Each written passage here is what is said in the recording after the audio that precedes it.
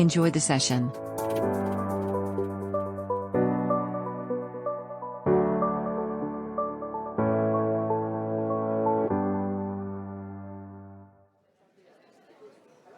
Okay, thank you all. Welcome to the session. I'm Peter McCallum from Elixir. You're not in the wrong session. This is the data session, of course.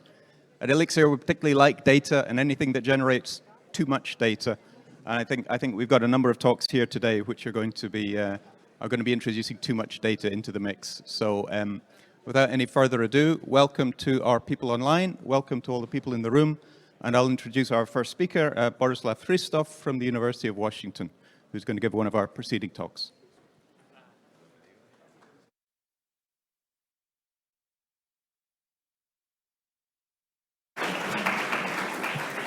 Right. Thank you. Hello, everyone. My name is Borislav, and I'm a postdoc at University of Washington in Bill Noble's group. I'm very excited to be here today and share with you our work on finding matching between cells from different measurements. I will begin by, it's actually the,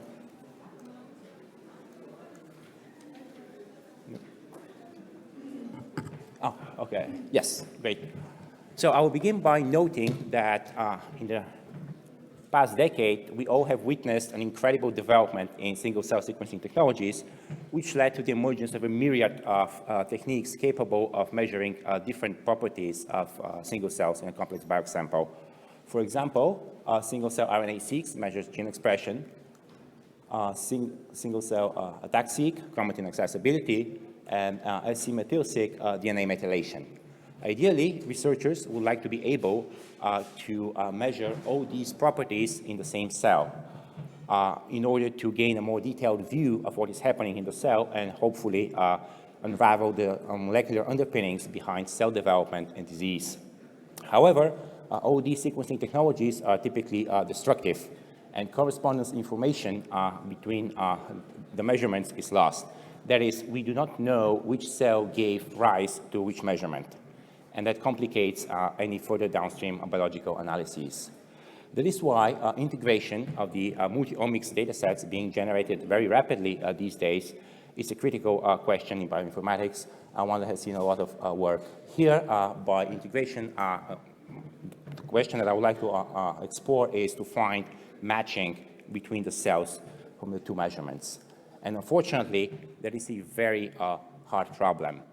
First of all, we do not know the one-to-one correspondence, and therefore we have to think in an unsupervised way. Second, those different measurements or modalities do not share any features, and further identifying any correspondence between the features from the two modalities may not be even possible. All these makes the problem of finding matching a particularly challenging one. Nevertheless, in the past couple of years, researchers have managed to develop several methods which do fairly well. Broadly speaking, we can think of the problem or frame it in two distinct ways. One would be to find a discrete cell matching, as I mentioned, and the other more popular one called manifold alignment in this table is to project the two measurements, the two modalities, into a shared latent space, typically low-dimensional latent space, which hopefully captures or represents the intrinsic cellular properties which gave rise to the different measurements, and then work and perform the analysis in this shared latent space. These methods employ various techniques. However, we can broadly outline a couple of them. Optimal transport is a very popular way of approaching the problem of aligning the manifolds in the shared latent space, with Scott, Pomona, and Uniport being examples of methods which employ optimal transport. Another popular way to try to solve the problem is to employ neural networks. Typically, these models use two variational autoencoders to project the two modalities into the shared latent space, and then employ a adversarial to align the manifolds. Our work called SynMatch stands out in that it uses a discrete optimization and does not need to go through this latent space. So we are going to find direct matching of the cells via discrete optimization. So before I dive into the technical details, let me illustrate the key idea behind SynMatch. And it is very simple, that the same cell, when measured in two different modalities, it is likely to have the same set of neighboring cells. That is why if we look at cell A1 in modality 1, and it is the same cell A2 in modality 2, we expect its neighbors to be relatively roughly the same.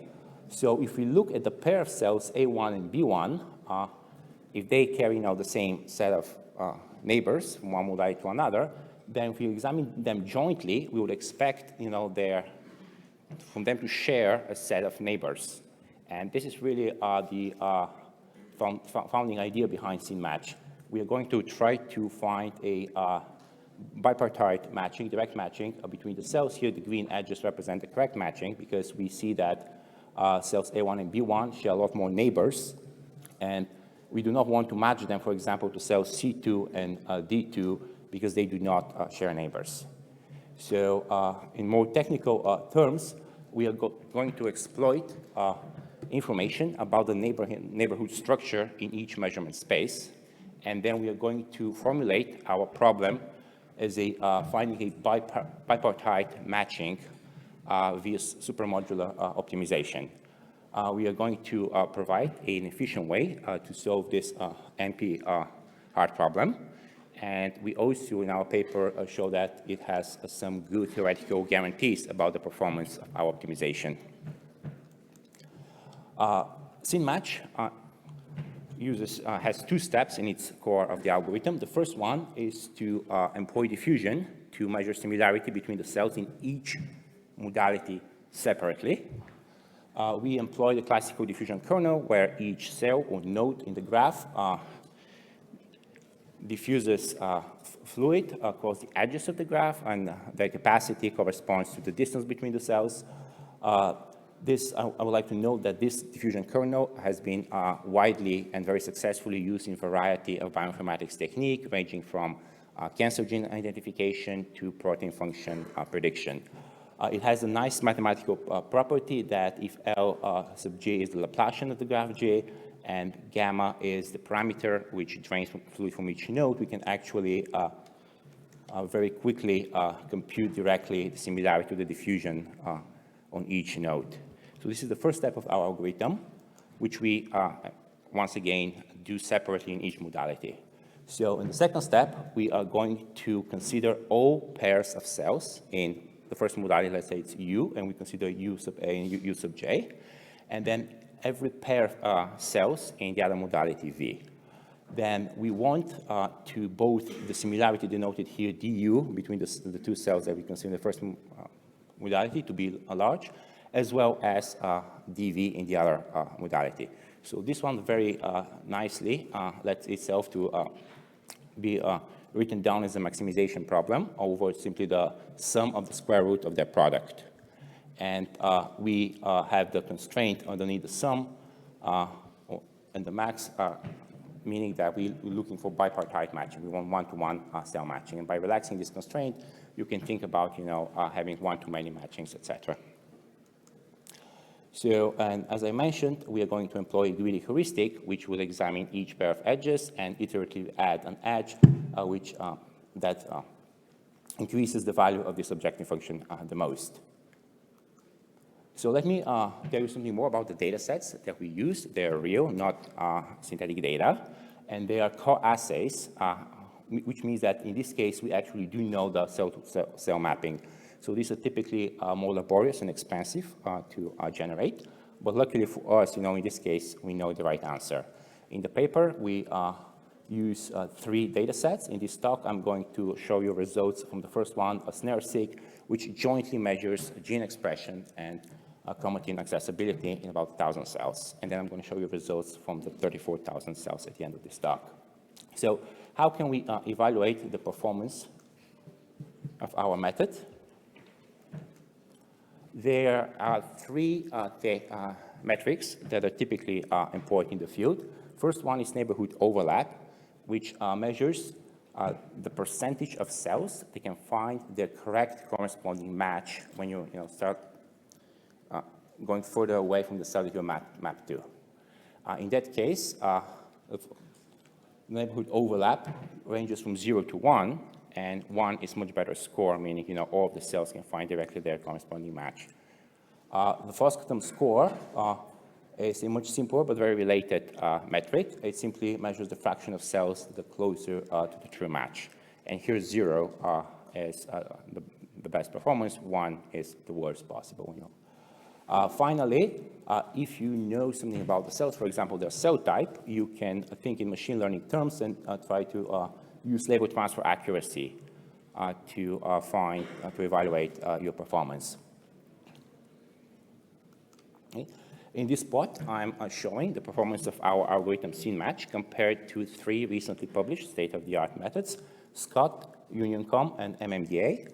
On the y-axis, you have the average neighborhood overlap percentage, and on the x-axis is the neighborhood size that you have to expand in order to find the correct match of your cell. As you can see, we are in purple, and we outperform the competing methods quite well. On the next plot, on the y-axis, you have the label transfer accuracy, where we just built a simple KNN classifier and use the matching that we derived to transfer the labels from one modality to the other one, and then simply see whether we accurately predict the cell type in the other modality. Here, we see an improvement of SynMatch over the 3 competing methods. And each dot represents different random samples from the 2,000 cells from the ShareSeq data set.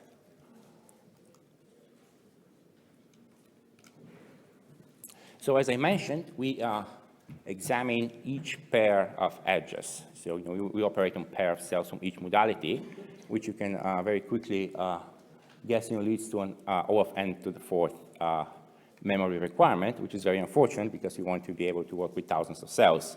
So we're able to overcome this difficulty by integrating the cells in each measurement and grouping them into metacells or supercells. This is also a separate, very interesting question in the multiomics data set. So the way we solve the problem, once again, is we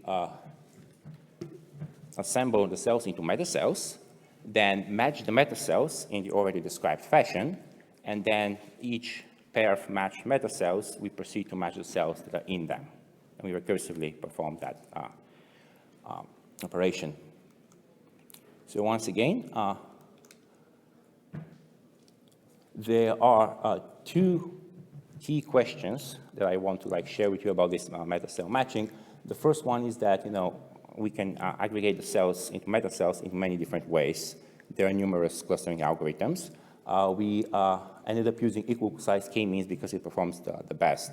Though there, you can think of others. Seashells is a recently published a method for integrating cells from multiomics data sets. Its performance was slightly worse, but we hope that as more methods that integrate and aggregate cells develop, we'll only benefit from that. And then finally, how do you want to do the metacell matching? There are options there as well. You can use their centroids, etc. We ended up using the average diffusion similarity, which is simply computed for 2 metacells M1 and M2 as the average diffusion similarity between each pair of cells in 2 metacells. On the next slide, I'm going to show you once again the neighborhood overlap performance of our method SynMatch compared to the 3 competing state-of-the-art methods. We outperform in the beginning a little bit, then we perform fairly well, similar to Scott, and outperform the other 2 methods. In terms of label transferring accuracy, we once again show a very good performance of transferring the cell type information from one modality to another.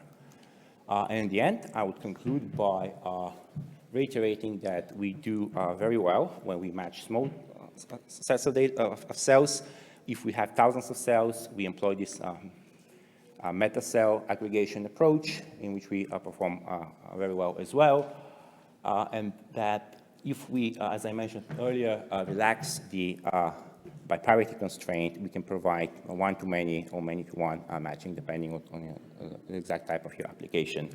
And I also would like to take a moment to thank my PI, William Noble, for his incredible guidance and support, as well as my other collaborator, Jeff Bilms, for his many great ideas and suggestions throughout this project, as well as all of the members of the Noble Lab for their help in many ways.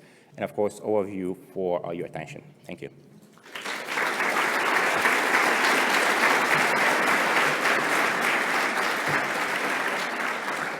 Thank you very much, Borislav. Do we have any questions from the audience? There's a mic on the way to you. Thank you for this great presentation and this work. Actually, I have a question.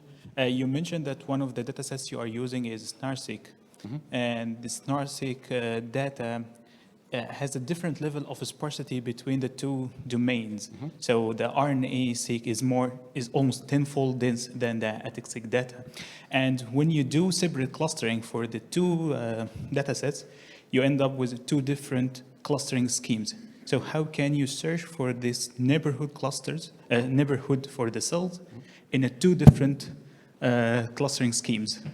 All right, so thank you for the great question. You actually highlighted a couple of things that I wanted to mention in the talk, and I omitted for the sake of time. So of course, when you have those different measurements, and one is gene expression, 20,000 genes, 20,000 dimension space, the other one could be completely different. This is the main challenge, the main difficulty of the problem.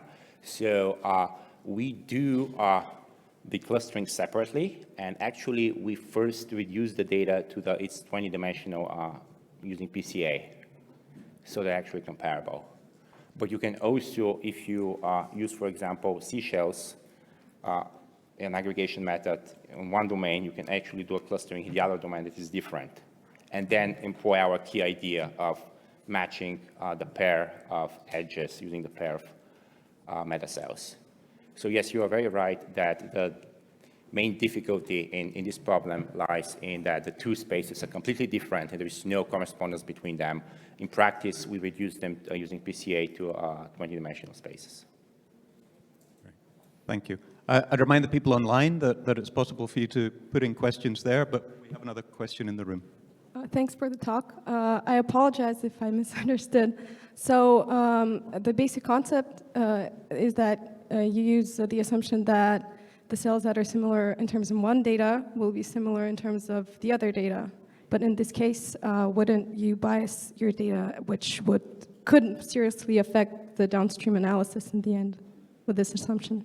So the key assumption is that if you look at one cell and you measure two different properties of the same cell, then that cell should have roughly similar set of neighboring cells in the two measurements.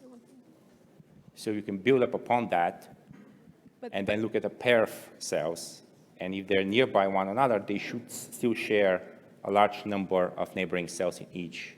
But then you're making the data fit your assumption, and then you can't, it could affect the conclusions of like downstream results. Sorry, I'm not sure I exactly understand. Well, what if this assumption doesn't hold for this data modalities, but well, then you're of course, making it fit, and then well, of course, if the conclusions you make in could any be... work doesn't hold, but the thing is that we feel that it's a relatively simple biological assumption that when you have cells and they share same underlying biological process, it will, their neighbors will be similar in the two spaces. Of course, if the assumption doesn't hold, any work, will not be great after that. But we feel that this is a very simple biological assumption that generally holds across many data sets. Thanks. Thank you. Time for one more question in the room. Yes, thanks for the nice talk. Following this same comment, actually, as you know, we have in our days methods to track cell lineage, Carlin, Gestalt, and others. I was thinking about that as a way to actually validate your hypothesis about similarity between cells, because you should be able to track at which level your model is. Did you try that? No, we haven't. We thought about it, but at some point you have to finish the paper. But that's one of the things that it's very interesting, how you can. Yes, thank you. That was a great question. Okay. Thank you again, Borislav. Thank you.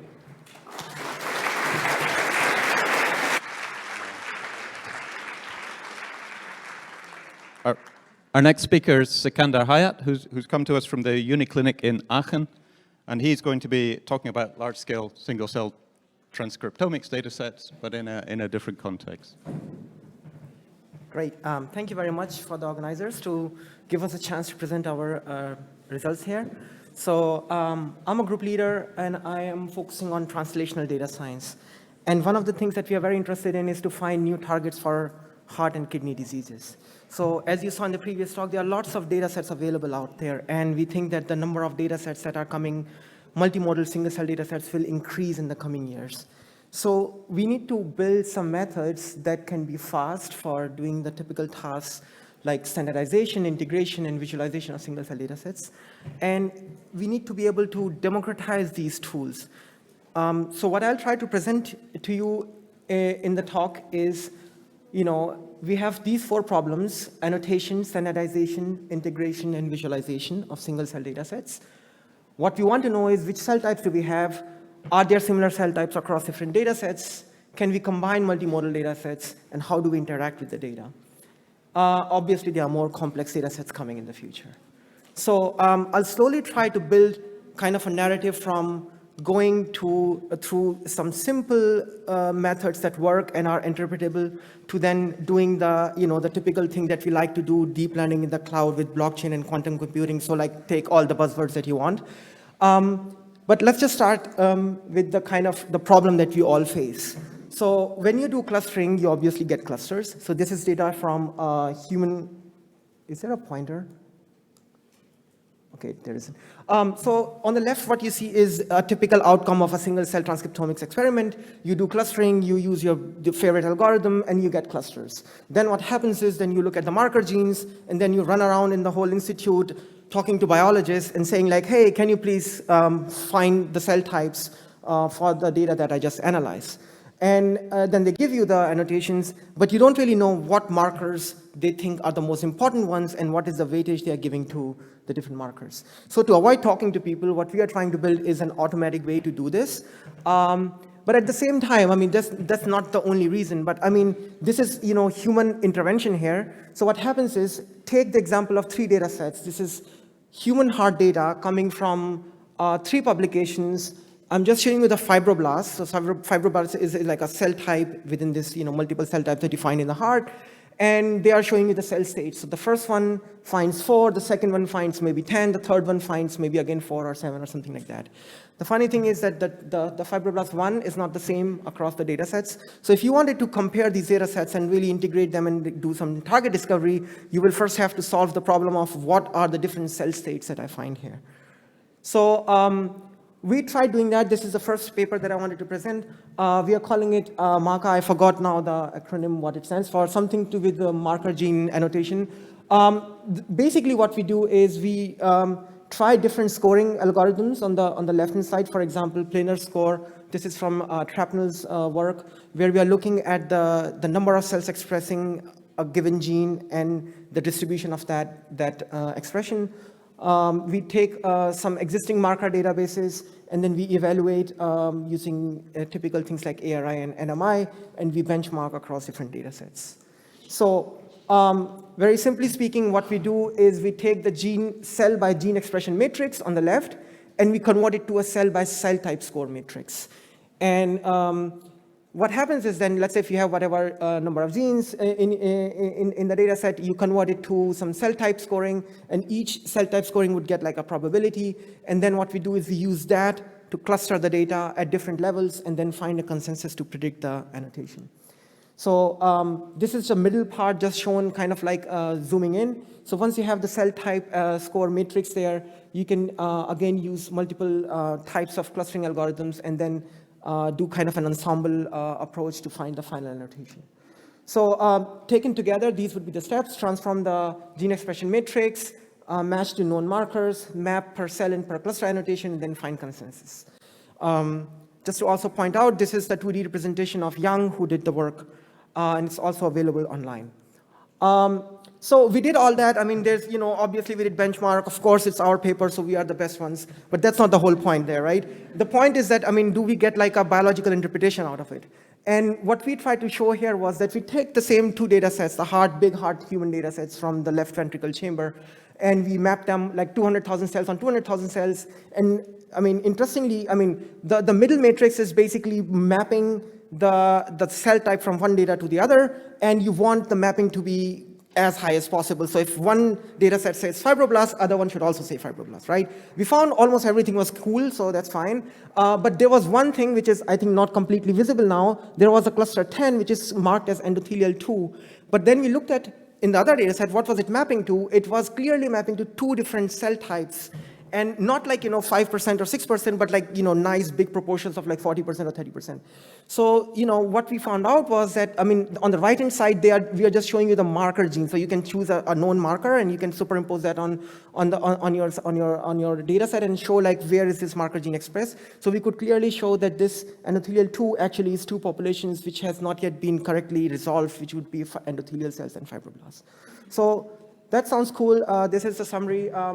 It's a quite simple approach. We are mapping to known databases at this point, and then we give each gene an equal score, and then we define the cell identity. So, I mean, we will continue building on this theme, and then I will end you with the self-supervised model so that we are all happy. The next point was that we wanted to move away from the databases and say, like, hang on, I have a reference data set, and because this is our data, we believe in ourselves the most, and we will use that data set to annotate, right? So we built the second tool, MASI, and that stands for Marker-Assisted Single-Cell Integration. And what we can do there is, instead of using a database, we use a reference data. We calculate the typical marker genes from the data set, and then we use a label transfer scheme to then transfer that to a new target data set. And I'll just show you some examples of biological relevance of things that we found using this method, if I can move forward. Okay, so the nice thing here is that, I mean, I'm working in a university hospital, so I have to talk to a lot of medical doctors and biologists, and we should do that. But the point is that, we need to be able to tell them what our models are based on, right? It doesn't help if you say that this is a latent variable with this and this weight. What is the biological interpretation of that latent variable? So what we have tried to build so far is we get these genes, these are gene symbols, and you can then talk to a person and say, like, these are the marker genes that we are using to base our annotation on, and they can then look into it and say, like, your computational tools are garbage, you have to change the weight of the genes, or you have to somehow change the genes so that maybe this becomes a bit more that cell state or that another cell state. So we have that kind of a capability. Anyway, this is the kind of a really weird slide, but it's just like, I just wanted to show you that we tried a lot of different scoring schemes, gene selection schemes, transformations, and normalizations. And at the end of the day, we could benchmark it on different tools and different data sets. I'm just going to show you one example of what we are looking at. So this is data from mouse primary motor cortex. And things that we look at is macro F1 on the x-axis, and on the y-axis, the overall accuracy. So macro F1, you want to make sure that the rare cell types are also getting annotated correctly. Then you look at things like cell type silhouette score, where you want to keep the cell types separated even after integration in your integrated data set, and then you want the batch to be mixed quite nicely. So the higher the batch entropy score, the better it is. And then you can do the typical analysis of comparing the author's annotation to your annotation before and after integration. So diving deeper into it, case study 1, we took some kidney data sets, and this is roughly 250K, and we now increased this data set to more than 1 million cells now. So, I mean, these are the data sets we took. Some of them are controls, so healthy kidneys, some of them are after allograft rejection, some of them are from different disease indications like diabetic kidney disease or chronic kidney disease. And what we could do was, using this approach, we could bring everything into the same space. We could find things like podocytes and fibroblasts, the typical things that you find usually in a kidney data set. And then we could look deeper into it. So this is kind of like just zooming in. The top plot shows you the different data sets, how they lie on the 2D representation. And then we could zoom into a corner and show, kind of a long story short, we could find that the immune cells and PT, proximal tubules, are changing in diabetic kidney disease as compared to controls.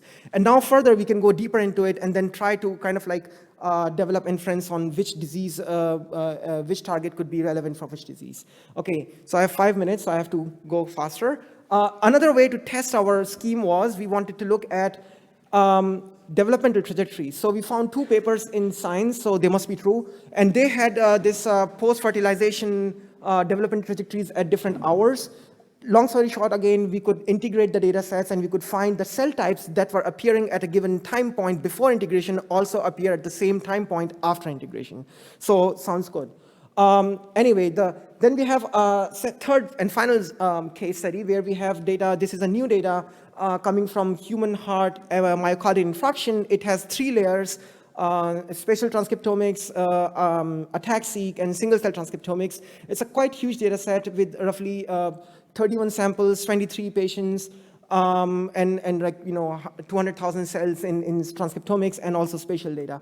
So, I mean, this is just to show you that we find all the different cell types, which is, of course, we should have found them, but it's really cool to have that. So now we could basically integrate everything. We have like a 1.1 million human heart atlas. We could integrate all other data sets, including the one that I showed you in the previous slide, which is shown in green, Cooper et al. We found all the relevant cell types. Now, a question could be, can we find data, the annotation at high resolution, so like the fibroblast endothelial cells, or can we go even deeper into it and then find what kind of endothelial cells, for example? So, I mean, this is what this slide is trying to show you, that, I mean, the green things are showing you, like in both these data sets from Koenig et al. And Cooper et al., we could find the kind of the fine refinement of the different endothelial cells, and for proliferating cells, we could find what these proliferating cells could be potentially. So that looks quite nice, seems to work. Again, some plots, which one is better and not. I mean, MASI is compared to other tools as well, our tool, and it seems to be doing quite okay. But what is quite important for me is that the speed is still quite nice. So we in the red curve, we have MASI, and on this is the benchmark on 100,000 cells. Looks to be working quite okay in terms of even big data sets. And this is what I want to kind of stress on, that we have access to GPUs here in Western Europe and USA, but not every lab has such high compute resources. So could be a nice niche for tools like these that can run on limited resources. Okay, this is our spatial transcriptomics data. So now the question is, how do we co-embed multiple modalities? This is just showing you spatial data from 2 samples. It's exciting, but we can talk about that later. But what I wanted to show you was that we can apply the same method to then also integrate, to kind of annotate spatial data. So this is just one slide taken from the MI data set, and we can show where the different cell types are on each spot. I'm happy to tell you a bit more about it over a coffee or something. We can also integrate other modality, which would be ATAC-seq and single-cell transcriptomics. We have, I mean, now I'm moving to like more the supervised learning, where Dr. Kim has a poster. Today, I'll also be there, happy to talk more about it. It's very colorful and also scientific. Finally, we are now moving to kind of a representation. So like my idea is, with this really cool figure on the left-hand side or your right-hand side, that we will have these modalities and we can think of them like a snapshot of different ways of looking at the cell. So what we want to do is take ideas from image processing and then apply those from those techniques to then kind of like build a universal way to map any modality to any other modality. I mean, we have done some initial experiments. This is again this mouse brain data. And I mean, these are the different steps we took. So just to kind of summarize, we started with MACA, we went to MASI.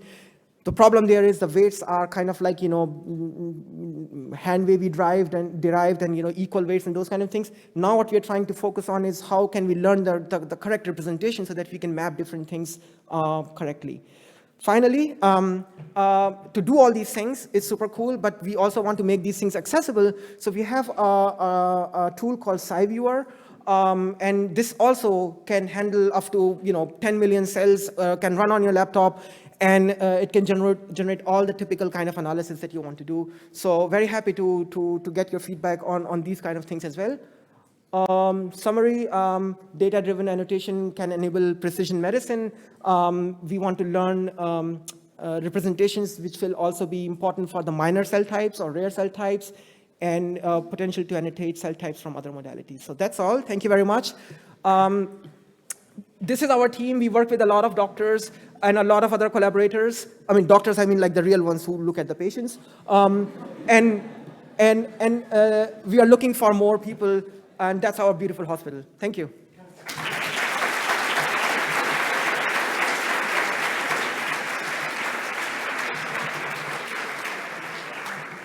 Thank you very much, Sikandar. I have a million questions, but I have a feeling there'll be questions in the room. So over to you first. Hello, thanks for the nice talk. I have a question about your integration of kidney data sets. So you integrated several of them. How does your method deal with the batch effect that comes with, samples from different laboratories? Right. So, I mean, the way we are trying to look at the different batch, I mean, we try to regress that out while we are doing the integration. And then basically what we do is we look at the scores in different batches for the different cell types, and then try to integrate them after we have done the annotation in the different cell types.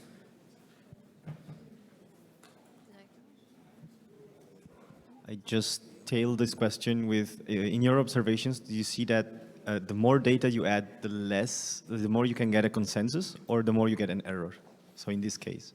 I mean, so the exciting part is when you integrate more and more data sets and you find some outliers. For example, one question could be maybe related to both things, that you will find cell types that you might not have seen. So what I find really interesting is when you get more and more data, you will find like kind of a weird kind of a cluster, which is like, oh, I don't know any annotation for it.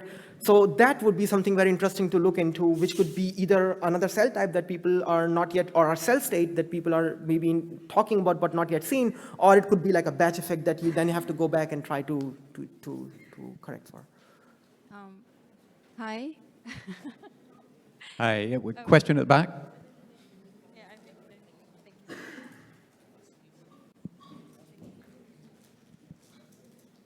Hi. First of all, thanks a lot for the nice talk. I'm interested in the self-learning, self-supervised learning that you mentioned. Do you mean it's a kind of reinforcement learning? Like, how does it work? Can you please elaborate on that? Thank you. Yeah. All my slides are gone. So I mean, think about it. I mean, we are looking at more specifically like contrastive learning. So what we imagine, let's say if you have a dog, that's why I had the dog. I couldn't explain why I had the dog there. So imagine if you have your own dog's picture, right, and you have other dogs, right, and you can take the picture of your dog, you can like crop it, rotate it, and do whatever you want to do with it, but you still know that this is your dog as compared to other dogs or other kinds of animals, right? So what we are thinking is that, imagine if you have a cell and you can add noise to it and you can augment different things to it, and then you basically what you want to do is you want to find a loss function such that you can still differentiate your cell from everything else after having done this kind of adding kind of a noise to it. So that's kind of the approach that we are trying to do. So one more question, I think. Okay, thank you for the talk. Finding cell types, that rare cell types, is very challenging when you do all this stuff of integration and all this sort of analysis. So can you please elaborate more how you cater for these rare cell types and also small clusters in very big sort of integration, because it's really hard to keep these cells intact. Right. Again, the slides are gone, but so there was a step 4 and 5 there. So you're absolutely right. Rare cell types are, really interesting to find, but also very difficult to find. So what we are trying to do is we look at how we can balance the data set so that the impact of the major cell types is mitigated. So like maybe, I don't know, using like the second harmonic function to kind of like reduce or make a plateau of after you have enough information. And then afterwards, we do some sort of a knowledge distillation to try to say like, okay, we can try to find the real cell types or not. But to be honest, I mean, there is still a lot of human intervention into it. I don't guarantee that, that we do find rare cell types from all data sets. So far, we have tried on kidney and heart and lung and, because of COVID. So far it seems to work, but there's a lot of talking that is also involved after you have done this analysis to really, interpret the data. Thank you again, Sikandar. Thanks for a great talk.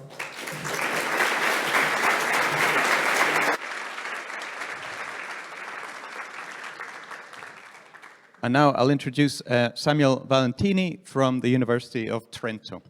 He's going to talk to us about functional relations in human genetic variants. So, hello everyone.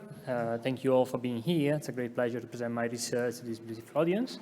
I'm Samuel Valentini from the University of Trento in Italy, and today we will talk a little bit about polympact and how we use this new tool to explore and find some putative functional relation among common human genetic variants. So, this is just to state that I don't have any conflict of interest to disclose. I think we can start. Come on. Okay. So, polympact is a new web-based tool and also a new network-based framework that we developed to try to find, to approach the variance-variant interaction problem. That's why are we interested in variance-variant interaction. So we know from zero studies that we have many variants associated to a lot of phenotypes. However, even if now we have biobanks up to 300,000 samples, still part of the explainable heritability is still missing. There are many hypotheses to explain this phenomena. The simplest one is that we need to increase even more the sample size to reach and to explore every possible human variation.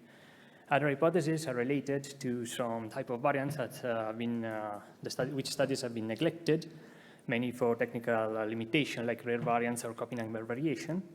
But we were intrigued by the variance-variant interaction hypothesis that states that if you have two variants in the same individual, their effect is higher with respect to an individual which has just one of the two. However, this problem is quite difficult to approach since if you want to explore it, your algorithm is going to scale exponentially since you have to try every possible combination, and you also need an enormous sample size. So we try to tackle the problem from a functional point of view, and that's why we developed polympact. Polympact is a new tool that characterizes over 18 million germline variants. It's queryable from a web interface. It offers you some visual reports. And we developed two new network models to explore this data set. And also, if you want, you can query it through some REST API if you want to explore it offline on some variance data set. So now this is also a multi-omic data integration project where we started from the BizNIP, a well-known variance database, where we took all the variants with a minor allele frequency of at least 1%. Then we try to detect the variants that are located in functional genomics regions. So here we integrated the data from ENCODE and from ConRel.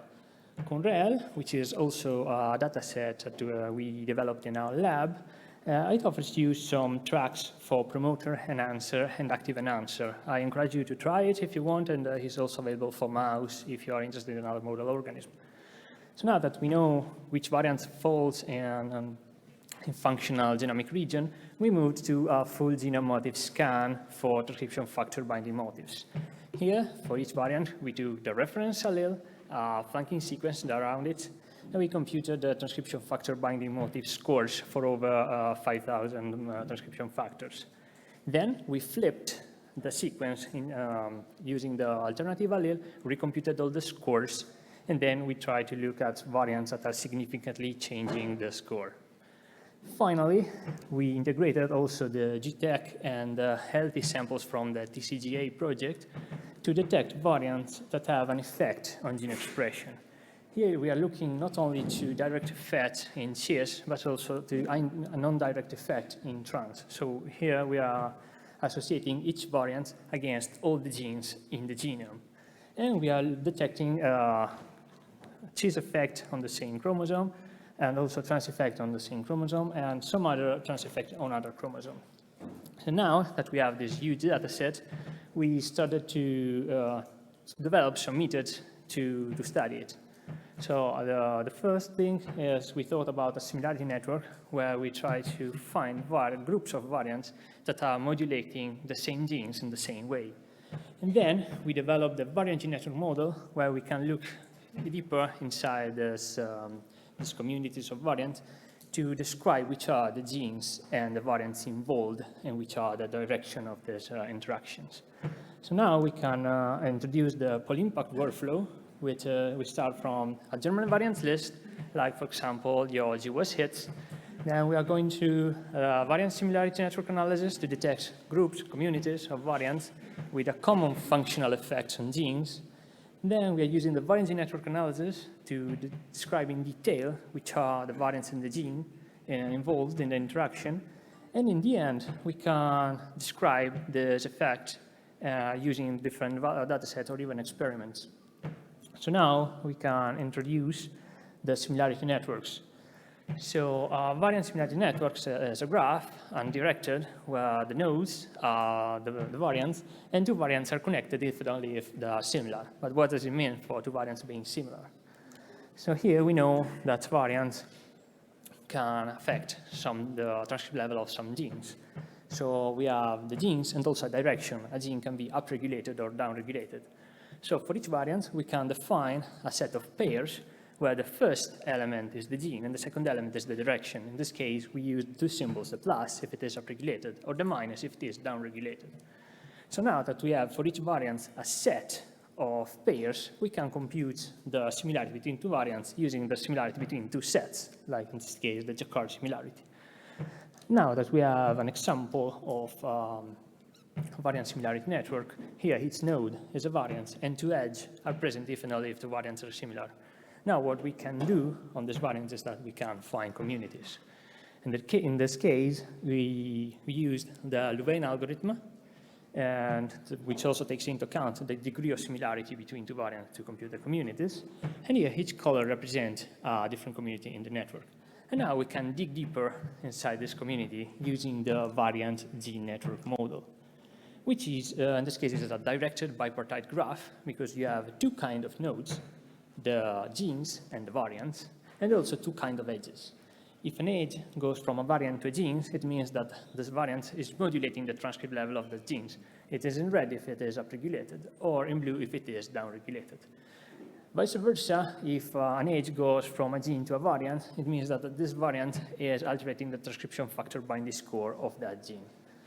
So now we have introduced this, all the ingredients that we need. We can try to apply this workflow to a case study. In our case, we applied it to the breast cancer GWAS variants from the GWAS catalog. We found about 800 variants. We ran them to the community detection algorithm. We found 10 communities that are modulating common genes. And then we try to detect cooperative variants that are mediating the same effects on the transcript level. So now I'm showing you two examples. The first one is an effect on the gene caspase, which is related to apoptosis. Here, both variants are upregulating the genes, but the risk allele is the reference allele. So in this case, the risk allele is associated to low level of caspase, which is reasonable, since in the literature you can find that the lower level of caspase can help the cell to avoid apoptosis. But here we can see that both variants are upregulating the expression. But what happens if we take these two variants together? So here from the left to the right, we have this interesting stair pattern, where we start from the first class is where you have the samples that have both variants as reference. Then, if we introduce one of the two variants, it doesn't matter if it is heterozygous or alternative homozygous, you don't see any change in the transcript level. But when you have both variants on the same allele as in the middle, you see a first increase in the transcript level. Again, if you add another alternative allele for one of the two, doesn't matter which one, so you have the samples that have one which is heterozygous and the other one which is alternative homozygous, you don't see any change. But finally, when you have both as alternative or homozygous, you see a final increase in the transcript level of this gene. So our interpretation for this data is that you need both variants to sustain this effect, as you do not require just only one. Then we have another example, which is related to MAN2C1. Here, again, both variants are upregulated in the gene, but when you are taking them together, you do see another pattern, which seems that each variant increases independently the transcript level of the gene. So from the left to right, you have 0 alternative allele, 1, 2, 3, and 4.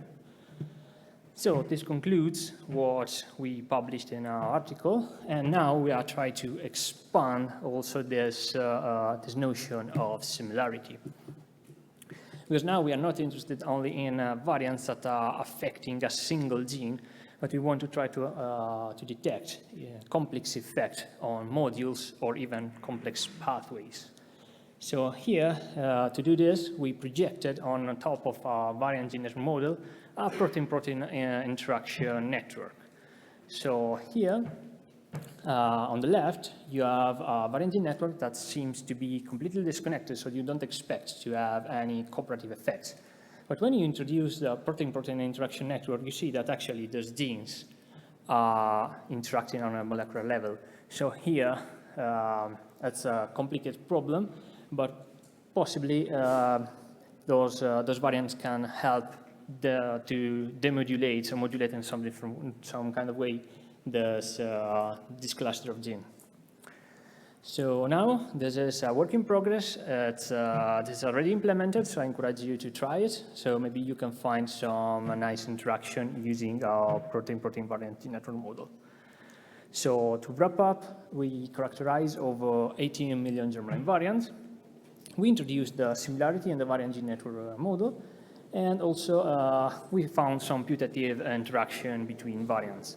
So here you have the tool. It's freely available online if you want to try it. And if you want to dig deeper into the details of the study, you can find our article on nucleic acid research. So to conclude, I want to thank the Laboratory of Bioinformatics and Computational Genomics at the University of Trento. And if you're interested in GWAS variants, GWAS studies, germline variants, please come to our posters today and tomorrow. And thank you all for your attention.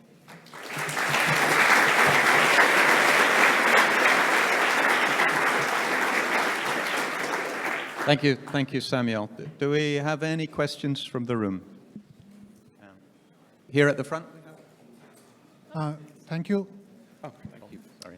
Thank you for your talk. Thank you. I have one small question. So, hello.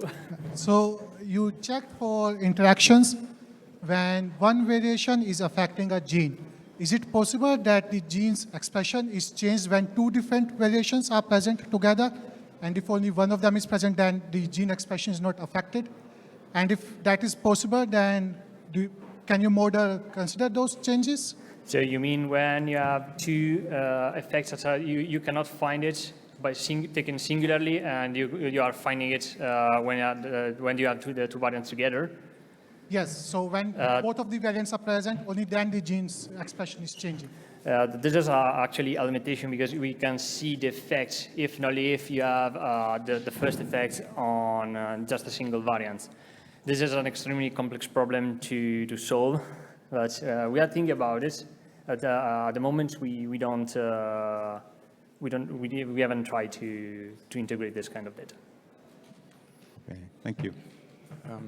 Thank you. Two questions. One is your edges are kind of binary. Either the SNP is connected to the gene or not. Now, it depends, of course, on the effect size, and the significance depends on the power of the study. So how do you plan to deal with this as, you know, comparing GWAS with different power, and where do you make the cut? And the second question is, how do you deal with linkage disequilibrium? Yeah, for the first question, this framework can be applied not only to GWAS. This is just to study variants. So we are not taking into account the direction of the intensity of the effect. This was just an example to try to detect some kind of effect. The linkage disequilibrium is actually a problem. Like actually the example that I presented to you, the first one is where variants, the two variants are a little bit in linkage disequilibrium. Like they have an R square of about 0.4. But it's low enough that we can have different haplotypes. Here, we computed the association against, without taking into account the linkage disequilibrium, because a lot of this community are from variants that are in LD. But since you can explore them also using the transcription factors, you can try to pinpoint which is the causal variants in the community. So that's another layer that you can add on top to try to understand which is the causal variant in the haplotype. Yeah, thank you. We have a question online as well from Arundam Haldar. The part where you talk about the effect due to the presence of two variants, are you concerned about synergistic effects, or the model can predict antagonistic, supplementary, and complementary effects as well? Actually, at the moment, we're not. We are just trying to find variants that are modulating the same genes in the same way. So I have some unpublished data. It's actually very interesting, because if you taking one variant that is upregulating one gene, another variant that is downregulating the same genes, you actually find that they balance out somewhat. So it's not published at the moment, because we are still exploring this data set, but I think that it's quite interesting to observe this kind of effects. Yeah, thank you. Another question in the room? Thanks for the nice talk, actually. So, considering the variant, for a particular variant, does it also include that if there is a gain of function or loss of function, or is there any change due to the particular variant is also given? Because not all the variants are going to have an effect on the gene. Here, most of those variants are not coding. So you don't expect to have a gain or loss of function if you're thinking about, if you're talking about proteins. So here is just an upregulation or a downregulation of expression, since most of those variants are non-coding, intergenic, or intronic. Yeah, but it... We have another question online. Sophia P. asks, many diseases are caused by a combination of rare and common variants. Could the method be adapted for that?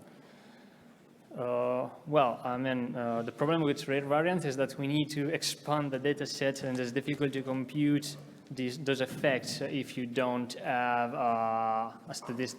enough sample for do the statistics. So I think that we can try to include also rare variants, but we need something like the huge biobanks and probably even more samples to perform the computation. But actually, we just selected the common because it was easier for us to find the samples to perform the analysis. Yeah. Thank you. Hi, nice presentation, thanks. I wanted to ask you, how did you deal, so you said that up and down regulation you calculated with gene expression, right? Yeah. With TCGA and GTEx, I assume. And how do you deal when you don't have any samples of controls from TCGA to deal with like batch effects and these kind of things? So we normalize the two data sets to avoid batch effects using COMBAT, so pretty standard analysis. Here, we are using only the healthy tissues, the healthy sample from TCGA, so you should not introduce any bias. We are not using the cancer samples, just the healthy one. Okay, thanks. Thank you. Do we have a last question in the room? No? Well, if not, I'd like to thank Samuel.